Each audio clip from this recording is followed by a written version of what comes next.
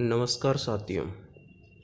Rakesh sir की हिंदी पाठशाला में आप सभी का स्वागत है। और आज हम पढ़ रहे हैं शिक्षा निदेशालय राष्ट्रीय राजधानी क्षेत्र दिल्ली द्वारा प्रतिदिन भेजी जाने वाली वर्कशीट। आज का हमारा विषय रहेगा हिंदी विषय के अंतर्गत व्याकरण की विधा और व्याकरण में भी अर्थ की दृष्टि से वाक्य भेद। कार्यपत्रक 83 83। तिथि है 8 फरवरी 2021। कक्षा 9। विद्यार्थी का नाम वे स्वयं लिखेंगे, जो भी उनका नाम है। कक्षा अध्यापक का नाम आप अपने कक्षा अध्यापक यानी क्लास टीचर का नाम लिखेंगे। तो बच्चों, हिंदी व्याकरण के अंतर्गत हमारे व्याकरण विषय में अर्थ के आधार पर वाक्य भेद दो प्रकार से हैं। एक अर्थ के आधार पर, एक रचना के आधार पर। अर्थ के आधार पर कक्षा 9 के विषय के अंतर्गत आते हैं और रचना के आधार पर वाक्य भेद कक्षा 10 के व्याकरण विषय में आते हैं। तो आज हम अर्थ के आधार पर या अर्थ की दृष्टि से वाक्य भेद पढ़ रहे हैं। चलिए स्टार्ट करता हूँ। वर्कशीट के उस सूचकांक को या सूचनार्थ को जो आपको इससे अवगत करा रहा है, तो स्टार्ट करते हैं। वाक्य यानी शब्दों का सार्थक समूह। सार्थक का मतलब जानते हो? सार्थक। सहितम अर्थेन यह सार्थक यानी अर्थ के सहित जो हो उस समूह को सार्थक समूह कहते हैं, और जिनके अलग अलग भेद होते हैं। अर्थ के समूह के बहुत सारे भेद होते हैं और अलग अलग भेद होते हैं, उनके बारे में हम आगे पढ़ेंगे। इस कक्षा में हम अर्थ के आधार पर वाक्य भेद सीखेंगे, अभ्यास करेंगे। हिंदी व्याकरण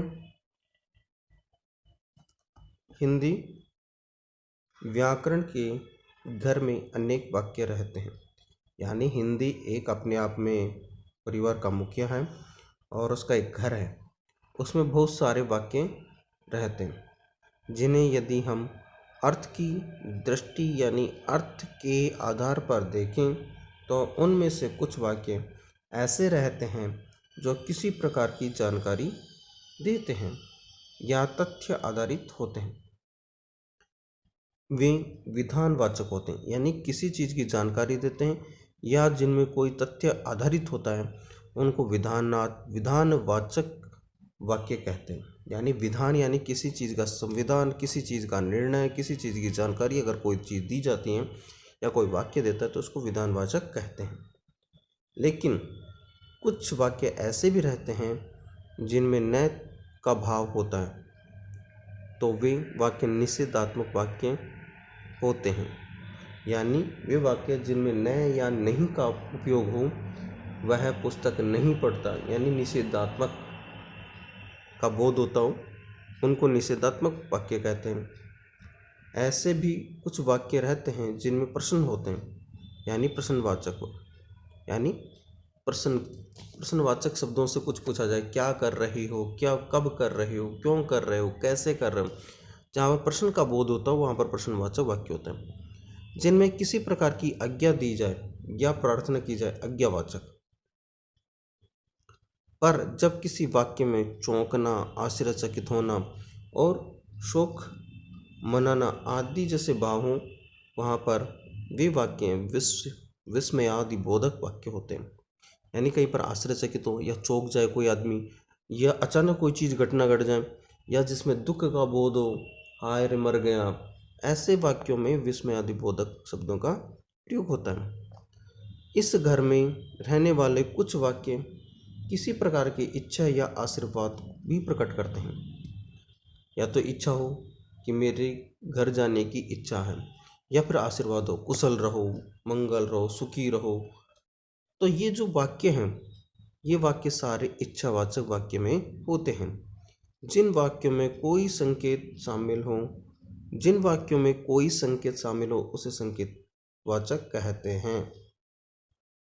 और जिनमें किसी प्रकार का संदेह या शक प्रकट किया गया हो, वे संदेहवाचक वाक्य कहलाते हैं। तो कुल मिला के वाक्य कितने प्रकार के हुए? पहला विधानवाचक, दूसरा है निषेधात्मक, तीसरा है प्रश्नवाचक, चौथा आज्ञावाचक, पांचवा है विस्मयादिबोधक और छठवां है इच्छावाचक, सातवां संकेतवाचक और आठवां है संदेहवाचक। इस प्रकार से जो अर्थ के आधार पर वाक्य भेद हैं वो 8 प्रकार के हैं। अब ये देखिए, स्टार्ट होता है पहला प्रश्न। हिंदी व्याकरण में यहाँ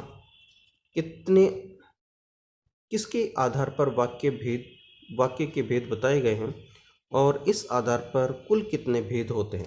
अब बताइए। तो हम इसका उत्तर लिखेंगे अर्थ के आधार पर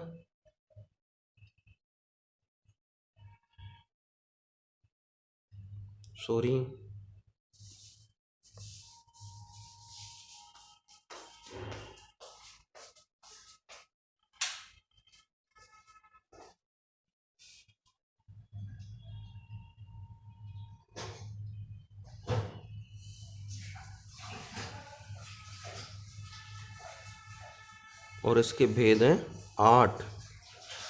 कितने हैं बच्चों? 8।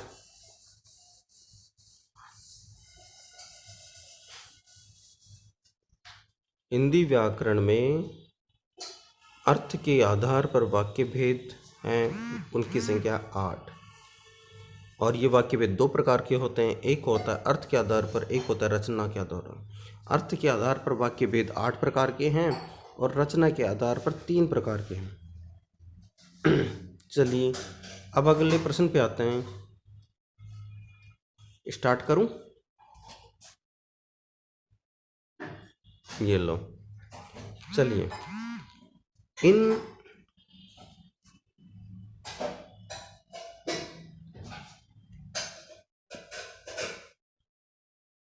इन भेदों के नाम लिखिए।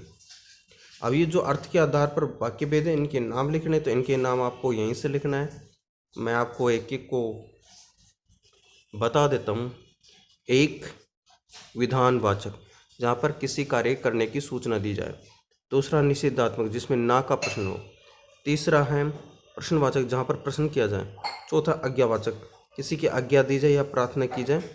ठीक है।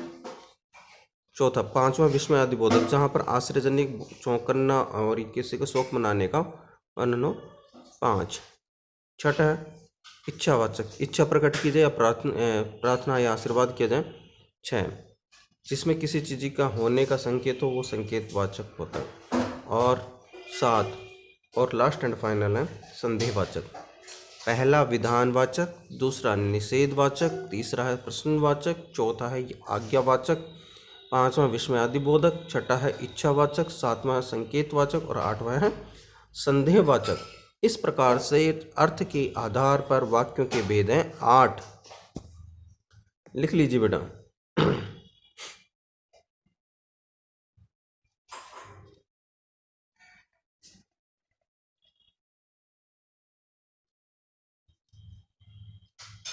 लिख लिया? चलिए अगले प्रश्न की ओर कदम रखते हैं। कदम से कदम बढ़ाए जा, उन्नति के गीत गाए जा, जिंदगी है मोहब्बत की, इसकी जिंदगी लुटाए जा। आ जाइए प्रश्न नंबर 3। नीचे दिए गए भेदों का एक एक उदाहरण लिखिए। अब देखिए निषेधात्मक, जहां पर निषेध या न हो। रमेश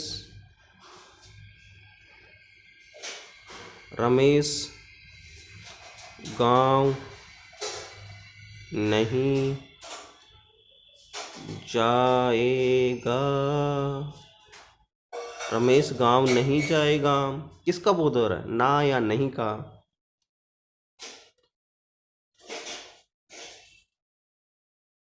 तो निषेधात्मक कौन सा वाक्य होगा?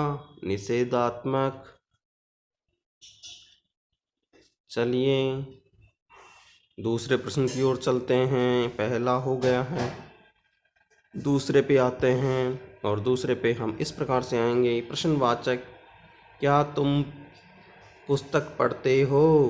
दूसरा है, क्या तुम पुस्तक पढ़ते हो? पूछा जा रहा है ना, क्या तुम पुस्तक पढ़ रहे हो? प्रश्न किया जा रहा है, क्या तुम पुस्तक पढ़ते हो? क्या तुम घर जाते हो? क्या तुम्हें ऐसा करना चाहिए? ये सभी प्रश्नवाचक शब्द होंगे। चलिए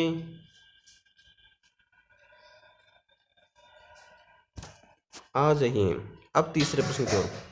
आज्ञावाचक वाक्य क्या कहता है? जिसमें किसी प्रकार की आज्ञा दी जाए या प्रातिनिधिक।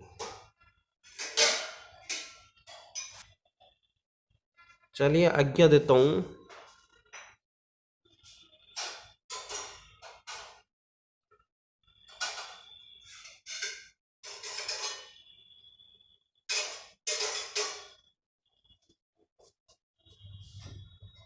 तुम यह काम मत करो, ये मेरी आज्ञा है। ये निषेधात्मक भी हो गए और ये आज्ञावाचक भी हो गए। जहाँ पर न और नहीं हो वहाँ पर निषेधात्मक, और जहाँ पर मत हो या और कोई प्रश्न हो तो आज्ञावाचक। तुम यह काम मत करो, आज्ञावाचक।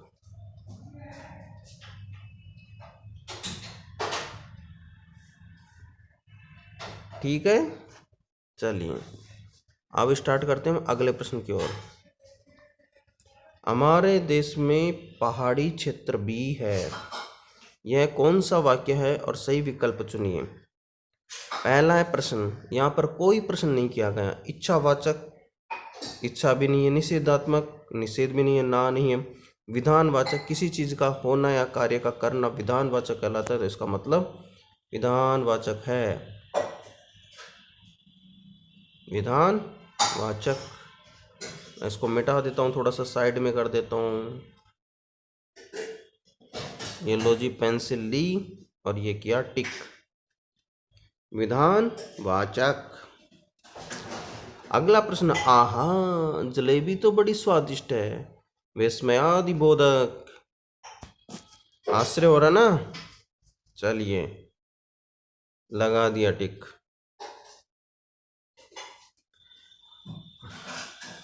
चलें अगले प्रश्न की कड़ी की ओर।